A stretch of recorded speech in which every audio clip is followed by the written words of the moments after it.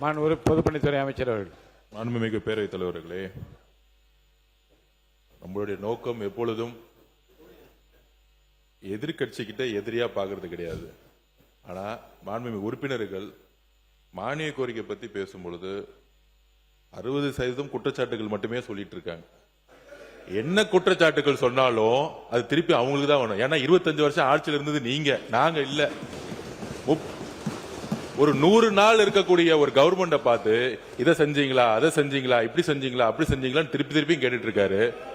அண்ணா சொன்னாரு ஒடுக்கப்பட்ட மக்களுக்காக குரல் கொடுத்தாங்க அப்படின்னு. நாங்க திருப்பியும் பதிவு பண்றோம். வரலாற்றில் முதல் முறையாக 8 அமைச்சர்களை ஒடுக்கப்பட்ட மக்கள் இருந்து உருவாக்கியது நாங்கள். இன்னொரு முக்கிய கோரிக்கை உங்களுடைய கட்சி தலைவருக்கு, நீங்க சொல்றீங்க நீங்க ஒடுக்கப்பட்ட மக்களுக்காக குரல் கொடுத்தீங்கன்னு. இன்னும் அறிவாலயத்தில் டாக்டர் அம்பேத்கருடைய சிலையை தயவு செஞ்சு வைங்க, பெரியார் சிலையை தயவு செஞ்சு வைங்க. அண்ணா செலவு மட்டும்தான் அறிவாலயத்தில் இருக்கு. இந்த மாதிரி உங்க கட்சிக்கான அம்பேத்கருக்கான மரியாதை முதல் அறிவாலயத்திலும் தொடங்குங்க. அதுக்கப்புறம் எங்களுக்கான உபதேசனையும் அப்புறம் சொல்லலாம். உறுப்பினர் நீதித்துறை அமைச்சர் நீதித்துறை அமைச்சர் மாண்புமிகு பேரவைத் தலைவர் அவர்களே, ஆக்சுவலாக அது ஹையர் எஜுகேஷன் சப்ஜெக்ட் அவர்கிட்ட பேசலாம்னு நினைக்கிறேன். சீனியர் மோஸ்ட் மினிஸ்டர், ஆக்சுவலாக மினிஸ்டர் தான் பேசணும். குவான்டிட்டியா குவாலிட்டியான்னு ஒரு கொஸ்டின் ரைஸ் ஆகுது. எவ்வளோ குவான்டிட்டி, எவ்வளோ காலேஜஸ், எவ்வளோ ஸ்கூல்ஸ் கொண்டு வந்தோன்னு முக்கியம் இல்லை, குவாலிட்டி தான் ரொம்ப முக்கியம். ஆனரபிள் சீஃப் மினிஸ்டரோட ரிவ்யூ மீட்டிங்கில் ஆனரபிள் மினிஸ்டர் விஸ்வநாதன் சாரும் பார்ட்டிசிபேட் பண்ணாங்க. அப்போ டிஸ்கஷனில் வர பார்த்து எவ்வளோ காலேஜஸ், எவ்வளோ ஸ்கூல்ஸ்னு இருக்க பார்த்து ஒரு டிஸ்கஷன் வந்துச்சு. நம்மளும் ஒரு காலேஜ் நடத்தியிருக்கோம், நிறைய மினிஸ்டர்ஸ், ஃபார்மர் மினிஸ்டர்ஸ் இருக்காங்க, அவங்களும் காலேஜ் வச்சுருக்கிறாங்க. குவாலிட்டி எப்படி ரைஸ் பண்ணணும்னு அவங்களுக்கே தெரிஞ்சிருக்கும். அதில் பார்த்தீங்கன்னா சர்டிஃபிகேஷன் சொல்லுவாங்க. ஒரு இன்ஸ்டிடியூஷன்ஸ், ஆர்ட்ஸ் காலேஜஸ், இப்போ government arts colleges, government engineering colleges நிறைய இருக்குது இல்லைங்களா? அதில் எவ்வளோ சர்டிஃபிகேஷன் வாங்கியிருக்காங்கன்னு ஒரு லிஸ்ட் எடுத்தோம்னா கடந்த ஒரு 30-40 ஆண்டுகளாக ஒன்றுமே கிடையாது. ஒரு ஐஏஎஸ்ஓ சர்டிஃபிகேஷன் கூட வாங்கலை, ஒரு NAAC certification, national assessment accreditation கவுன்சில்னு சொல்லுவாங்க, அதுவும் வாங்கலை, ஒரு என்பி அக்ரெடிடேஷனும் வாங்கலை, ஒரு A+ன்னுவாங்க, A++ன்னுவாங்க, B+ன்னுவாங்க. எந்த சர்டிஃபிகேஷனே வாங்காமல் இவ்வளோ வருஷம் நம்ம காலேஜஸ் ரன் பண்ணிட்டு இருந்தோம்னா அங்கேருந்து எப்படி குவாலிட்டி வரும்? ஒரு குவான்டிட்டி மட்டும் தான் வெளியே வரும். அது அடிப்படையில் நம்ம எந்த முயற்சி எடுத்த மாதிரி தெரியல. அதுக்கு ப்ரைவேட் காலேஜஸ் பார்த்தீங்கன்னா அவங்க ஃபார் பெட்டராக பெர்ஃபார்ம் பண்ணிட்டு இருக்காங்க. அதனால தான் அங்கே கேம்பஸ் பிளேஸ்மெண்ட் போகிறாங்க. அது நான் இங்கே வந்து ஸ்ட்ரெஸ் சொல்லணும்னு விருப்பப்படுறேன். அதே மாதிரி ஹையர் எஜுகேஷன் ரிலேட்டடாக சார் சொல்லியிருந்தாங்க, நான் சேலரி ஐட்டம்ஸ்னு ஒன்று இருக்குது. அதில் நீங்கள் பார்த்தீங்கன்னாலே தெரியும். நான் சேலரி ஐட்டம்ஸில் கடந்த 2024-25ன்னு பார்த்தீங்கன்னா 4,364 கோடி. அப்போது 2025-26 சப்ளிமெண்ட்ரி இதில் பட்ஜெட்டில் வந்து 6,673 கோடி. இன்டர்வியூ பட்ஜெட்டில் பார்த்தீங்கன்னா 2026-27 8,176 கோடி. நாங்கள் தாக்கல் பண்ண ரிவைஸ்ட் பட்ஜெட் எஸ்டிமேட்டில் 2026-27 8,203 கோடி. கிட்டத்தட்ட இன்க்ரீஸ் தான் பண்ணி கொடுத்துருக்குறோம். அது உங்களோட தகவலுக்கு சொல்லிடுறோம். அது மட்டும் இல்லாமல் இந்த ஸ்கூல் எஜுகேஷன் வந்து டிபார்ட்மெண்ட் வந்து எனக்கும் அதில் கொஞ்சம் எக்ஸ்பீரியன்ஸ் இருக்குது ஓரளவுக்கு. வேலு சார்லாம் இருக்காங்க, பெரிய எஜுகேஷனிஸ்ட் அவங்களாம். அந்த என்ன சார் நீங்க பேசுங்க, அமைச்சர் இங்கே பார்த்து பேசுங்க. நீங்க தொடர்ந்து பேசுறேன், அங்கேருந்து வாய்ஸ் இல்லை, நீங்க அதை பத்தி கவலைப்பட வேணாம், நீங்க பேசுங்க. எஜுகேஷன் டிபார்ட்மெண்ட்ல பள்ளி கல்வித்துறை அமைச்சர் இருக்கிறாங்க. அவங்கள்ட்ட அந்த ரிவ்யூ மீட்டிங்ல கூட நிறைய டிஸ்கஷன் போயிட்டு இருந்துச்சு. நிறைய இப்போ முறைகேடுகள்லாம் சொல்லிட்டு இருந்தாங்க, நிறைய பேர் மேல வழக்கெல்லாம் போட்டிருந்தாங்க. சில இடத்துல பார்த்தீங்கன்னா கட்டாயப்படுத்தி தான் காசு வாங்கியிருக்கிறாங்க. அதில் ஒரு மிகப்பெரிய ஒரு பாதிக்கப்பட்ட ஆள் நான். கட்டாயப்படுத்தி இது வந்து நிறைய இடத்துல வந்து நான் பதிவு பண்ண விரும்புகிறேன். அதுக்கு முழுக்க காரணம் என்னன்னு கேட்டீங்கன்னா, இங்கே சாட்சின்னு கேட்குறாங்க, எவிடன்ஸ் கேட்குறாங்க. அது டாக்குமெண்ட் எவிடன்ஸ் வந்துட்டு போகுது. இங்கே நானே ஒரு எவிடன்ஸ் தான், நானே ஒரு சாட்சி தான். ஃபார்மர் எஜுகேஷன் மினிஸ்டர் அவர் சபையில் இல்லை, அப்படி இருந்தால் சொல்லியிருக்கணும். பட் வேறு வழி கிடையாது. நான் டிஸ்க்ளோஸ் பண்ணக்கூடாதுன்னு நினச்சேன், அவர் வழி இல்லை. கடந்த 3 நாட்களாக இந்த சப்ஜெக்ட் இப்படி சுற்றிக்கிட்டே இருக்கு. இதுக்கு ஒரு முற்றுப்புள்ளி வச்சு ஆகணும். நாளைக்கு வேணா அவங்க கேஸ் போட்டுக்கிட்டோம், டிஃபமேஷன் கேஸ் போட்டுக்கிட்டோம், இல்லை என்கொயரி போட்டு நானே வரேன், டைரெக்டாக வந்து அவரை ஃபேஸ் பண்ணலாம். எந்த இடத்துல, எந்த டி நகரில், எந்த இடத்துல, குளோபல் அப்படின்னு ஒரு இடத்துல எவ்வளோ அமௌண்ட் கொடுத்தோம் எல்லாம் நானே சொல்ல முடியும், எல்லாரையும் சொல்ல முடியும், கிளியராக அமௌண்ட் சொல்ல முடியும். இதுதான் சாட்சி. நான் சொல்லக்கூடாதுன்னு நினைச்சுக்கிட்டு இருந்தேன் சார். நான் சொல்லக்கூடாதுன்னு நினைச்சுக்கிட்டு இருந்தேன். வேற வழியே கிடையாது. ஒரு கட்டத்துக்கு அப்புறம் மைனாரிட்டி இன்ஸ்டிடியூஷனுக்கு எவ்வளவு அமௌண்ட் வாங்குனீங்க, இது எல்லாம் நானும் சொல்ல முடியும். மாண்புமிகு பொதுப்பணித்துறை அமைச்சர் அவர்கள். மாண்புமிகு பேரவைத் தலைவர் அவர்களே, மானிய கோரிக்கையில் போடலாம். குற்றம் சாட்டுகளை தவிர்த்துட்டு நம்ம மானிய கோரிக்கையில் போகலாம். நம்பர் 1, மாண்புமிகு மூத்த உறுப்பினர் சொன்னாரு 119 கோடி பத்தாது அப்படின்னு. நான் காலையில அதுக்கு தான் முதல்ல சொன்னேன். இப்பதான் அனைத்து தரவுகளும் சேகரிக்கப்பட்டு இருக்கு. அது டேஷ்போர்ட்ல கொண்டு வந்துட்டு இருக்கோம். கிட்டத்தட்ட 6000 ஸ்கூல் இருக்கு. அதுக்கு கீழே நிறைய ஆரம்ப பள்ளிகள் நிறைய இருக்கு. இது எல்லாத்தையும் டேஷ்போர்ட்ல கொண்டு வர டேட்டா இது வரைக்கும் இல்ல. இதனாலதான் நான் சட்டமன்ற உறுப்பினர்கிட்ட சொன்னேன், இது வெறும் ஒரு சி மட்டும் செஞ்சா அதுக்கான ஒரு சூப்பர்வைசிங் இருக்காது. சோ சட்டமன்ற உறுப்பினர்களும் அதை சூப்பர்வைசிங் பண்ணி அதுக்கான ஒரு செக் அண்ட் பேலன்ஸ் சிஸ்டம் இருக்கணும். இந்த ஸ்கூல் சரியா இல்லையாங்கிறது உங்களுடைய என்ஓசியும் ஒரு நாள் கேட்கப்படும். நீங்க ஒரு என்ஓசி கொடுத்துட்டீங்கன்னா பொதுப்பணி பிடபிள்யூ டிபார்ட்மெண்ட்டுக்கு ஒரு சி தவறு செஞ்சா கூட எம்எல்ஏக்கு ஒரு அந்த செக் அண்ட் பேலன்ஸ் சிஸ்டம் ஒரு என்ஓசி நீங்க கொடுக்கணும். ஓகே, இந்த ஸ்கூல் நல்லா இருக்கு, இவங்க பொதுப்பணித்துறையில நம்ம இந்த ஸ்கூலுக்கு நம்ம பட்ஜெட் அலாட் பண்ணிருக்கோம், இந்த ஸ்கூலுக்கு 30 லட்சம் கொடுத்திருக்காங்கன்னா கிட்டத்தட்ட பினான்ஸ் டிபார்ட்மெண்ட் சொன்னதுன்னா 60-70% லீக்கேஜ் நடந்திருக்கு அப்படிங்கிறது சொல்லியிருக்காங்க. அப்ப அவங்க என்ன பினான்ஸ் டிபார்ட்மெண்ட் என்ன சொல்றாங்கன்னா, நீங்க சரியா மெயின்டெனன்ஸ் பண்ணுங்க. அப்ப நான் சொன்னது என்னன்னா, இதை அரசு அதிகாரிகள் அவங்க வேலை செய்யட்டும், எம்எல்ஏக்களுக்கு அந்த கடமையை நம்ம கொடுக்கணும், அதுக்கான அதிகாரமும் கொடுக்கணும். பிடபிள்யூ டிபார்ட்மெண்ட்ல இருந்து எம்எல்ஏக்களுக்கு அதுக்கான அதிகாரம் கொடுக்கணும், மக்களால் தேர்ந்தெடுக்கப்பட்டவங்களுக்கான அதிகாரம் கொடுக்கணும். ஆனா நேரு என்ன சொன்னாரா, எம்எல்ஏக்கு செக் பேலன்ஸ் செக் கொடுக்கிற சைன் இருக்கான்னு கேட்டார். இல்ல, செக்க கொடுக்கிற இடத்துல அரசு அதிகாரிகள் இருக்கட்டும், ஆனா அந்த நிர்வாகம் சரியா நடக்குதா, அந்த வேலை சரியா நடக்க வேண்டிய பொறுப்பு எம்எல்ஏக்கள் அனைவருக்கும் இருக்கு. தன்னுடைய ஒவ்வொரு ஊர்லயும் தன்னுடைய ஒவ்வொரு தொகுதியிலையும் சரியான ஸ்கூல் இருக்கா, சரியான காலேஜ் இருக்கா, சரியான மருத்துவமனையா இருக்கான்னு சொல்லக்கூடிய அதிகாரம் எம்எல்ஏ அவர்களுக்கு இருக்கு. அதை பொதுப்பணித்துறை உங்களுடைய அதிகாரத்தை பயன்படுத்த நினைக்கணும். கூடிய சீக்கிரம் நீங்க சூப்பர்வைசிங் பண்ணி எங்களுக்கு நீங்களே மனுவை கொடுங்க, இந்த ஸ்கூல் சரியில்லை, இந்த கல்லூரி. ஒரு நிமிஷம் முடிச்சிடறேன். இது ஒரு பொது பிரச்சனை. இதுக்குள்ள நான் இது பழைய பிரச்சனை பத்தி பேசவில்லை. ஏன்னா நிறைய இடத்துல கம்ப்ளைண்ட்ஸ் வந்துகிட்டே இருக்கு நம்மளுடைய பள்ளிக்கல்வித்துறை அமைச்சர்கிட்ட. அதனாலதான் சொன்னோம், எல்லா எம்எல்ஏக்களும் இந்த சட்டமன்றம் இருக்கும் சனிக்கிழமை ஞாயிற்றுக்கிழமையோ நீங்களே சூப்பர்வைசிங் பண்ணி பொதுப்பணித்துறையில சி லெவல்ல எங்ககிட்ட கொடுத்துட்டீங்க, என்னுடைய கவனத்துக்கு கொண்டு வந்துட்டாலும் உடனடியாக அது சரி செய்ய வேண்டும். வரவேற்பு தகுந்த ஒரு அறிவிப்பு, ஏதாவது காலக்கெடு கொடுக்க இத்தனை தேதிக்குள்ள கொடுங்க. நம்ம இப்ப இருந்து சரி செஞ்சாலே நம்ம பாக்குற அளவு பாத்தீங்கன்னா குறைஞ்சபட்சம் 2 வருஷம் ஆகும். தமிழ்நாடு முழுசும் கணக்கெடுப்பு சட்டமன்ற உங்கள்ட்ட அளிப்பதற்கு எவ்வளவு கால அவகாசம் தரீங்க? உடனே பார்த்தா கூட சரி. ஏன்னா ஒவ்வொருத்தருக்கும் ஒரு நிர்வாக கட்டமைப்பு இருக்கும். அவங்களே பார்த்துட்டு உடனடியா கொடுத்துட்டா அதிகமா பிரச்சனை இருக்கக்கூடிய ஸ்கூல்ல நம்ம கவனம் செலுத்துவோம். எப்ப கட்டணம் இடிகிற மாதிரி இருக்கு, நவரவே முடியாது அப்படின்னா ரெட் கேட்டகரி பில்டிங்ஸ் உடனடியாக ஐடென்டிஃபை பண்ணுவோம். அந்த இடத்துல நம்ம குழந்தைகள் தங்க வைக்க கூடாது அப்படிங்கறத பதிவு பண்றோம். அதுக்கப்புறம் நம்ம கிரீன் சொல்லியிருக்கோம். அந்த மாதிரி நம்ம உடனடியாக அந்த வேலையை நம்ம போர்க்கால அடிப்படையில் எல்லா எம்எல்ஏக்களும் செய்யணுங்கிறது தான் எங்களுடைய வேண்டுகோள். உறுப்பினர் தலவாய் சுந்தரம் அமைச்சர் பேசி முன்னாள் அமைச்சர் கோவி செழியன் அடுத்த உயர்கல்வித்துறை அமைச்சர். மாண்புமிகு பேரவைத் தலைவர்களே, ஆனால் அம்பேத்கருக்கு நீங்கள் முதலில் பெருமை செய்யுங்கள், அதன் பிறகு எங்களுக்கு சொல்லலாம் என்றார். தமிழகத்தின் முதன்முறையில் ஆனால் அம்பேத்கர் பெயரில் சட்ட பல்கலைக்கழகத்தை உருவாக்கியது கழக அரசு, மணிமண்டபம் கட்டியது கழக அரசு. மற்றொன்று நிதியமைச்சர் ஒரே செய்தி, நிதியமைச்சர் கேட்டதனால மாண்புமிகு நிதியமைச்சர் அவர்கள்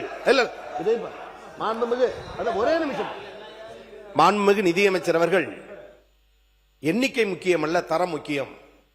நானும் ஒரு சொற்றொடை பார்த்து சற்று அலட்சியமாக இருந்து விட்டேனோ என்று கருதினேன். ஆனால் அவர்கள் தந்திருக்க புள்ளி விவரம் ஒன்றிய அரசின் புள்ளி விவரம்.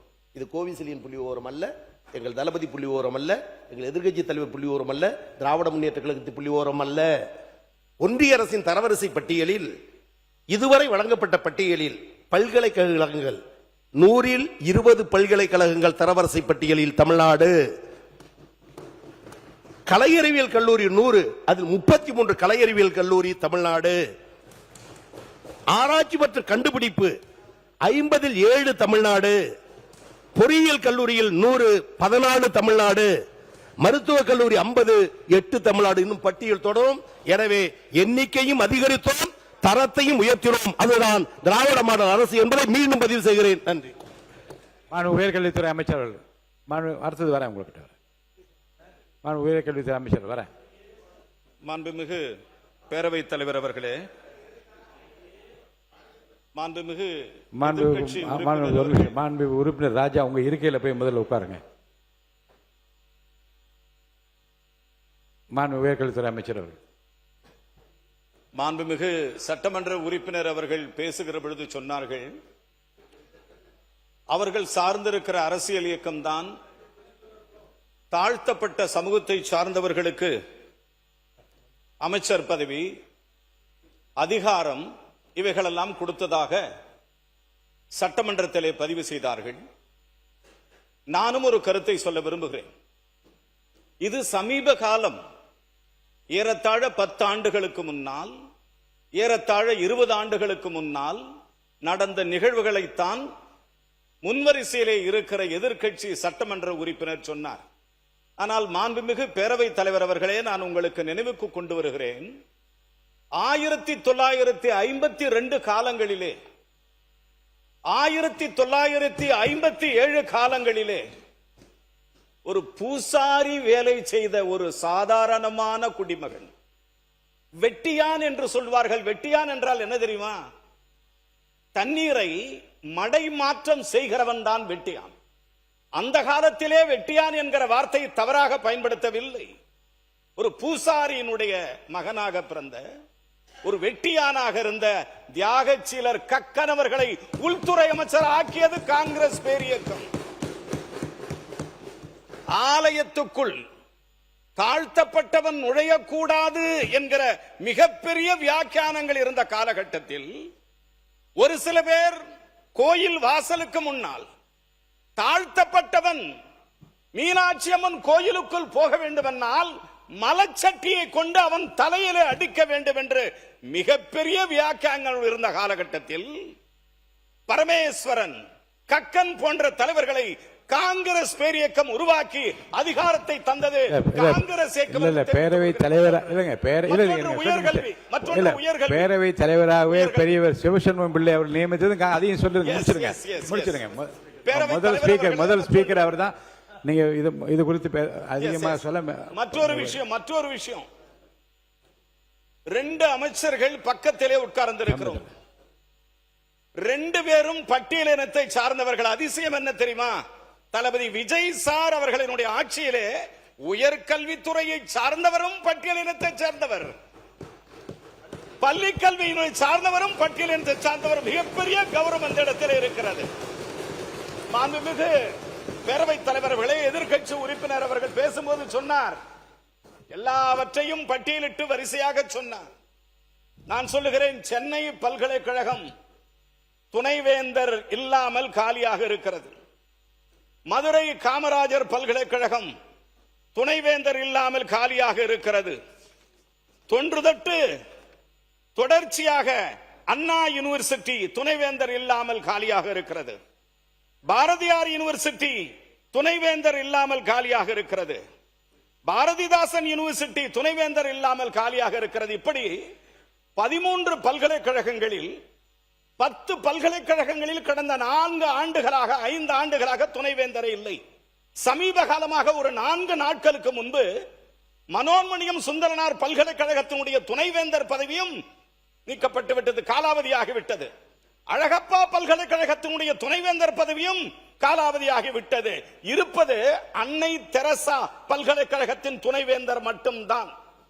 நான் கேட்கிறேன், நீங்கள் ஏதோ இந்த நாட்டிற்காக போராடியவர் போலவும், நீங்கள் ஏதோ இந்த சமூக புரட்சிக்காக வித்திட்டவர் போலவும், ஐயா மாண்புமிகு பேரவைத் தலைவர் அவர்களே, என்ன கேட்க வரீங்க? நீங்க என்ன சொல்ல வரீங்க? பேரவைத் தலைவர் அவர்களே, நான் கேட்கிறேன். மாண்புமிகு பேரவைத் தலைவர் அவர்களே, இல்ல என்ன சொல்ல வரீங்க? நீங்க நான் சொல்றது, நாங்கள் ஒன்னும் மலையாளிகள் அல்ல, நாங்கள் ஒன்னும் தெலுங்கர்கள் அல்ல, நாங்கள் ஒன்றும் கன்னடர்கள், நாங்கள் பச்சை தமிழர்கள். தமிழர்கள் முதலமைச்சர் தலைவர் தலைமையிலே கேட்கிறேன், என்ன சொல்ல வரீங்க? பல்கலைக்கழகங்கள், இந்த பல்கலைக்கழகம் துணைவேந்தர் இல்லாம இருக்கிறது, ரிஜிஸ்டர்ஸ் இல்லாம இருக்கிறது, கண்ட்ரோலர் ஆஃப் எக்ஸாமினேஷன் இல்லாமல் இருக்கிறது. இவைகளுக்கெல்லாம் தீர்வு காண்பதற்குத்தான் நாங்கள் துணைவேந்தர் நியமனம் என்பது அவசியம் என்பதை கருத்தில் கொண்டுதான் இந்த அவையில் எங்கள் கருத்துக்களை வைக்கிறோம். மாண்புமிகு கோவை, சரி அவர் தானே பேசியிருக்கார், விடுங்க. மாண்பு உறுப்பினர் கோவை செழியன். மாண்பு கோவை செழியன். மாண்புமிகு பேரவைத் தலைவர் அவர்களே, மாண்புமிகு பேரவைத் தலைவர் அவர்களே, மாண்புமிகு அமைச்சர் பல்வேறு புள்ளி விவரங்களை தந்தார். எனக்கும் அது ஒரு வகையில் ஐயப்பாடோடு இருந்த என்னை தெளிவுபடுத்தும் என தான் எண்ணி இருந்தேன். ஆனால் அவர் பேசும் பொழுது நீங்கள் ஒன்று செய்யவில்லை என்று சொன்னால் அண்ணனை பார்த்து இருக்கிறேன். மேலூர் என்ற பொது தொகுதியில் உங்களை நிற்க வைத்து திராவிட முன்னேற்ற கழகத்துடன் வெற்றி பெற்று இன்றைக்கு மாண்புமிகு அமைச்சர் ஒன்று அடுத்து பேரவை அனுமதியுடன் அலுவல் நேரம் நீட்டிக்கப்படுகிறது. அண்ணல் அம்பேத்கருக்கு நன்றி. அண்ணல் அம்பேத்கர் இடஒதுக்கீடு, எங்கள் தளபதியின் பிரச்சாரம், எங்கள் எதிர்க்கட்சி தலைவர் பிரச்சாரம், கருப்பு சிவப்பு வேட்டி கட்டிய உண்மையான கட்சிக்காரன் போட்ட ஓட்டு எங்கள் அமைச்சர். விட்டுடு, அடுத்ததுக்கு வர பேரவைத் தலைவர் அவர்களே. மாண்பு பொதுப்பணித்துறை அமைச்சர் அவர்கள். பேரவைத் தலைவர் அடுத்து வர. சரி, அவர் முடிக்க கடைசி விளக்கம் சுருக்கமா. இதே தமிழகத்தில் மன்னிக்கணும், இதே தமிழகத்தில் நாம் சார்ந்திருக்கிற சமூகம், அது எந்த சமூகமாக இருந்தாலும், தனது பெயருக்கு பின்னால் அந்த ஜாதியின் பெயர் தான் தொன்று தொட்டு இருந்திருக்கிறது. அது யார் என்று சொல்ல விரும்பவில்லை. ஆனால் தன் பெயருக்கு பின்னால் ஜாதி என்று போட்ட அந்த ஜாதியின் பெயரை ஒட்ட வெட்டி தூக்கி எறிந்துவிட்டு இன்றைக்கு BA, BSc, MA, MSc, MCom, BE என்று போட்டுக் கொள்ளுகிற காலத்தை உருவாக்கியது திராவிட இயக்கம், பெரியார், அண்ணா, கலைஞர், திமுக என்பதா தமிழகத்தின் அடித்தட்டு என்பதை நான் பதிவு செய்ய விரும்புகிறேன். மாண்பு பொதுப்பணித்துறை அமைச்சர் காங்கிரஸ் சார்பா நான் கொஞ்சம் பேசிடுறேன். பேசுங்க. மாண்பு பேரவைத் தலைவர்களே, மேடம் நான் உங்க சார்பா பேசிடுறேன். மேடம் பேரவைத் தலைவர் அவர்களே, உங்களுடைய மூத்த உறுப்பினர் சொன்னாரு, நீங்க மேலூர்ல நின்னீங்க, நாங்க தான் காரணம் அப்படின்னு. நிறைய இடத்துல இந்த திமுக அடிக்கடி சொல்லிக்கிட்டே இருக்கிறாங்க, காங்கிரஸ் ஜெயிச்சதுக்கு நாங்க தான் காரணம், VCK ஜெயிச்சதுக்கு நாங்க தான் காரணம், IML ஜெயிச்சதுக்கு நாங்க தான் காரணம்னு. நாங்க பதிவு பண்ணிடுறேன், இல்ல இது ஒரு ஜனநாயக விவாதம், பதிவு பண்ணிடுறேன். கிட்டத்தட்ட 22, 23 கட்சி கூட்டணி திராவிட முன்னேற்ற கழகம் கடந்த 10 வருஷமா 3 முறை மிகப்பெரிய வெற்றி, ஒத்துக்கிறோம். நீங்க தான் ஆளுங்கட்சி, ஒத்துக்கிறோம். ஆனால் 2026ல தமிழக வெற்றி கழகம் தனி பெரும் கட்சியாக நில்லுங்க, தனி பெரும் கட்சியாக நின்னு 108 தொகுதி வாங்கியிருக்கோம். தனி பெரும் கட்சி, வெறும் இளைஞர்கள் மட்டும்.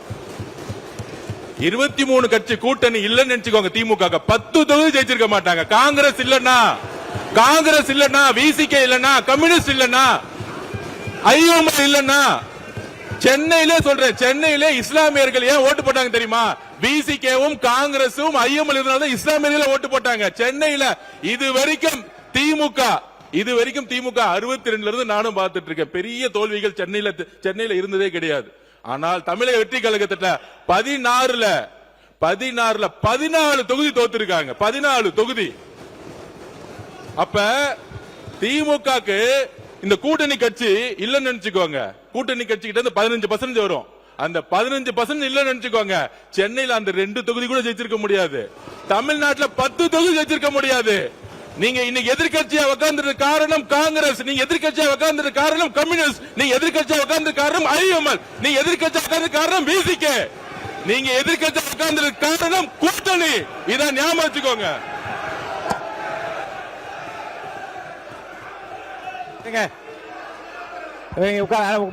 உட்காருங்க போதும். ஒரே ஒரு நிமிஷம். எங்களை மாதிரி திமுக தனியா நின்று ஒரு தேர்தல் 50 சொல்லுங்க பாப்போம், 50 சொல்லுங்க பாப்போம். ஒரே ஒரு தேர்தல் திமுக தனியா நின்று 50 சொல்லுங்க, அப்பதான் இந்த கூட்டணி கட்சியோடைய அருமை திமுகவுக்கு தெரியும். உட்காருங்க. மாண்பு உறுப்பினர் வாங்க. விவாதம் திசை திருப்பி கொண்டிருக்கிறது. இருங்க, உறுப்பினர் கோவை செழியன் மட்டும் பதில் சொல்லலாம். உறுப்பினர் கோவை செழியன் மட்டும் அனுமதி, அவர் மட்டும் பதில் சொல்லலாம். மற்ற உட்காருங்க. இனி இந்த விவாதத்துக்கு புள்ளி வைக்க விரும்புகிறேன். கோவை செழியன் பதில் சொன்ன அடுத்த கட்டத்துக்கு போக வேண்டும். உட்காருங்க, அவர் மட்டும் தான் பேசணும். மாண்புமிகு பேரவைத் தலைவர் அவர்களே, நீங்கள் எல்லாம் வெற்றி பெற்றதற்கு எதிர்க்கட்சியில் இருப்பதற்கு நாங்கள் தான் காரணம் என்கிறார். நான் ஒன்றை சொல்ல விரும்புகிறேன். ராஜீவ்காந்தி படுகொலை பாரத பிரதமராக ஆனதற்கு பிறகு ஒற்றை இடத்தில் தான் துறைமுகத்தில் வெற்றி பெற்றார். ராஜீவ்காந்தி தான் சொல்ல, ராஜீவ்காந்தி படுகொலையான பொழுது ஒற்றை இடத்தில் தான் ஜெயித்தார், துறைமுகத்தில். வேடிக்கையோடு சொல்லுவார், கடலாடி வருவாய் என காத்திருந்தேன் வரவில்லையே தம்பி என்று சொல். அது ஆக அதையும் ராஜினாமா செய்தார். வெறும் பூஜ்ஜியம் திராவிட முன்னேற்ற கழகம், பூஜ்ஜியத்திலிருந்து இந்த தமிழகத்தை ராஜ்யமாக ஆண்ட இயக்கம் திராவிட முன்னேற்ற கழகம். வெற்றி தோல்வி வரும் போகும், அது நிரந்தரம் அல்ல. அதற்காக விடாப்பிடியாக பேசுவது என்பது நியாயமும் அல்ல, முறையும் அல்ல. எதையும் எதிர்கொள்ள திமுக தயார்.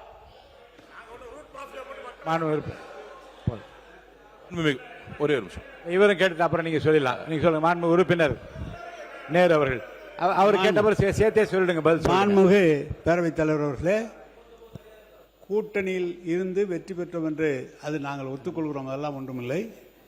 எங்களுடைய கூட்டணியில் இருந்து வெற்றி பெற்றவருடைய ஆதரவோடு தான் நீங்கள் இன்றைக்கு ஆட்சி அமைத்திருக்கிறீர்கள். அதை செஞ்சு உங்களுக்கு அவ்வளவு ரோசமா தனியா நின்னா அவரை வெளியே அனுப்பிச்சு விட்டு ஆட்சி வந்தீங்க. ஏன் வெளியே, ஏன் அவர் வந்து 80 தோத்து போய் நின்ன போது காங்கிரஸை கை கொடுத்தது திமுக இல்லைன்னா காங்கிரஸே வந்திருக்காது. எப்படி அப்படி சொல்றது?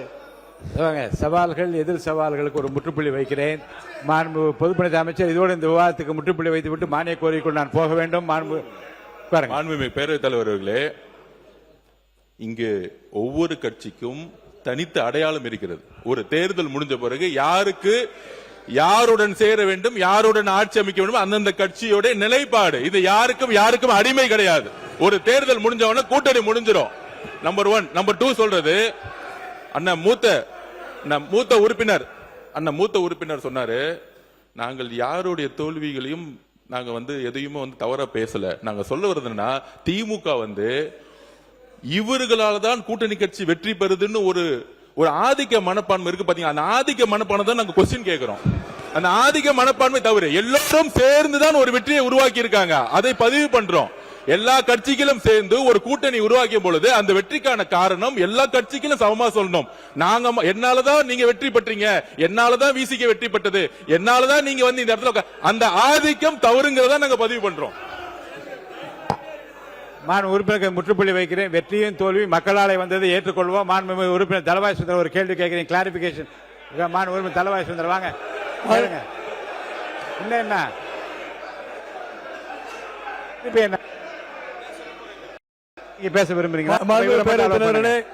பாருங்க. மாண்பு உறுப்பினர் KN நேரு அவர்கள். மாண்புமிகு பேரவைத் தலைவர் அவர்களே, எங்களால தான் அங்க வெற்றி பெற்றாங்க நாங்க சொல்றோம். இல்ல அவங்களும் சேர்த்து தான் நீங்க வெற்றி பெற்றாங்க. நாங்க தனியா நின்னாங்க, அவங்க எங்களை விட்டுட்டு.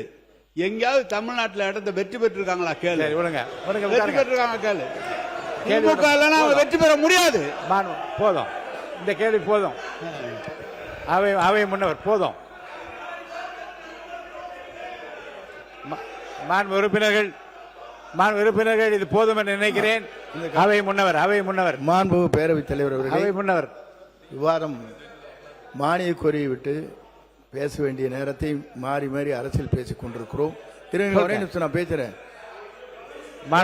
அதனாலதான் இல்ல, ஆகவே நான் ஒன்றை சொல்ல விரும்புகிறேன். 97 பேர் வச்சுட்டு ஒரு ஆட்சி, அவங்களுடைய சப்போர்ட் நீங்க பண்ணிட்டு அவங்களுக்கு ஏதாவது ஹெல்ப் பண்ணீங்களா? 2006 அந்த கட்சி உங்களோட இருந்து இணைந்து அவர் சப்போர்ட் செய்தார்களே, அவர்களுக்காக அமைச்சரவை இடம் பெற்றிருக்கிறது, இன்றைக்கு கொடுக்கப்பட்டிருக்கிறது. அதை நீங்க கொடுத்தீங்களா? முதல்ல திமுக தனியா நின்று ஜெயிச்சிருக்கா? இல்ல, திமுக தனியா நின்று ஜெயிச்சிருக்கா? ஒரு தேர்தலையாவது திமுக தனித்து நின்று சற்று வெற்றி பெற்றிருக்கிறதா சொல்லுங்க. அப்புறமா நாங்க மாண்பு உறுப்பினர் KN நேரு அவர்கள் இந்த பதில். மாண்பு பேரவைத் தலைவர் அவர்களே, என்ன சப்போர்ட் பண்ணலான்னு, என்ன ஹெல்ப் பண்ணலான்னு மத்தியில முதல் பிரதமர்னு சொன்னது திமுக சொன்னார்.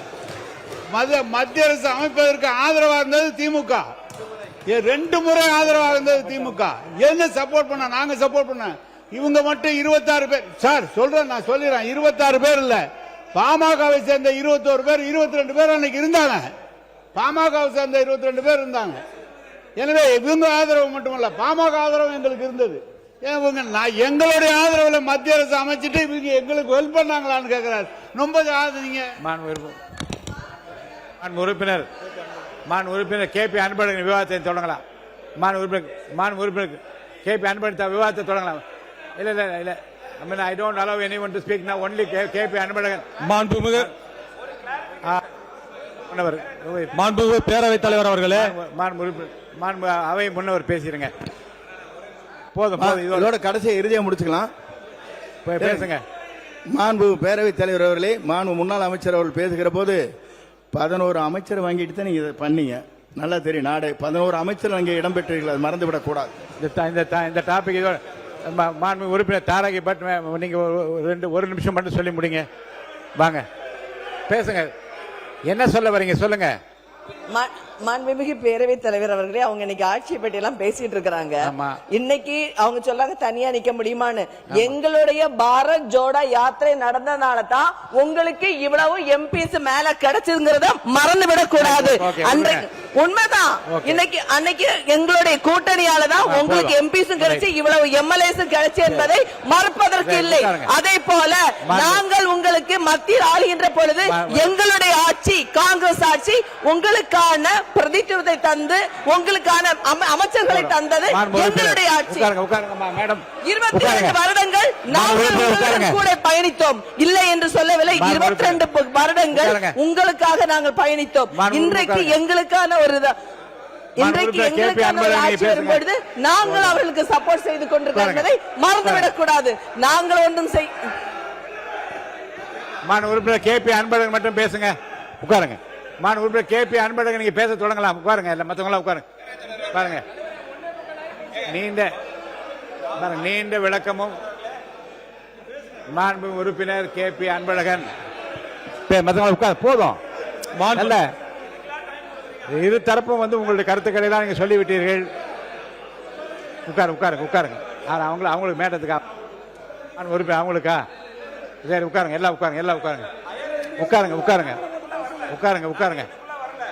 உருங்க. உட்காருங்க. மாண்புமிகு பேரவைத் தலைவர் அவர்களே, சட்டமன்ற காங்கிரஸ் கட்சி தலைவர் அவங்க மாண்பு உறுப்பினருக்கு வாய்ப்பளித்த ஒரே நிமிஷம் மட்டும் பதில் சொல்லிட்டு மாண்பு உறுப்பினர் அன்பழகன் மட்டும் தான் பேசுவார். உட்காருங்க, சொல்லுங்க. உறுப்பினர் அவங்க தமிழ்நாட்டில் மட்டும் யாத்திரை போகல, இந்தியா பூரா யாத்திரை போனாங்க. இந்தியா பூரா போதும் 40 இடம், தமிழ்நாட்டில் மட்டும் 10 இடம் உங்களுக்கு கொடுத்துருக்கோம், ஜெயிக்க வச்சிருக்கோம். போதும். நீங்க ஒண்ணு சொல்லுங்க, போதும். தமிழ்நாட்டில் மட்டும் நீங்க பெற்றது கூட ஊரு பூரா 2 இடம் பெற்ற கூட 10 இடம் கொடுத்தது காங்கிரஸுக்கு. நாங்க அதை பார்த்து மாண்பு KP அன்பழகன் பேசலாம். நீங்க இனி யாரையும் அனுமதிக்க முடியாது. மாண்பு KP அன்பழகன் மானிய கோரிக்கை மீது நீங்க பேசலாம். மாண்புமிகு பேரவைத் தலைவர் அவர்களே, மாண்பு உட்காருங்க.